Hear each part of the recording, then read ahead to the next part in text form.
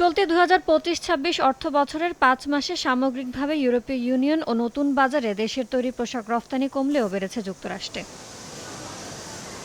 পোশাক রফতানি পরিস্থিতি নিয়ে প্রকাশিত রফতানি উন্নয়ন ব্যুরোর প্রতিবেদনে বলা হয়েছে, জুলাই থেকে নভেম্বরে বিশ্বের বিভিন্ন বাজারে বাংলাদেশের পোশাক রফতানি দাঁড়িয়েছে ১,৬১৩ কোটি মার্কিন ডলারে। আগের বছরের একই সময়ে রফতানি হয়েছিল ১,৬১১ কোটি মার্কিন ডলারের পোশাক। এর মধ্যে চলতি অর্থবছরের জুলাই থেকে নভেম্বরে ইউরোপীয় ইউনিয়নে পোশাক রফতানি হয়েছে ৭৮৩ কোটি মার্কিন ডলারের। আগের বছর একই সময় যা ছিল ৭৯১ কোটি ডলার, অর্থাৎ রফতানি কমেছে ১.০৩%।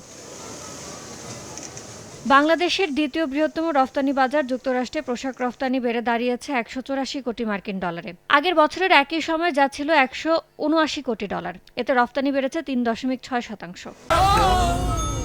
ডেন্টিস্টের পরামর্শ নাও নতুন কোলগেট অ্যাক্টিভ সল্ট। এদিকে অপ্রচলিত বা নতুন বাজারে তৈরি পোশাক রফতানি কমেছে। নতুন বাজারে চলতি অর্থবছরের জুলাই-নভেম্বর সময়ে পোশাক রফতানি হয়েছে ২৬৭ কোটি মার্কিন ডলারের। আগের বছরের একই সময় রফতানি হয়েছিল ২৭৫ কোটি মার্কিন ডলার। প্রথম ৫ মাসে অপ্রচলিত পোশাক রফতানি ৩.১৯% কমেছে। ইয়ানুর শিফাত, সময় সংবাদ, ঢাকা।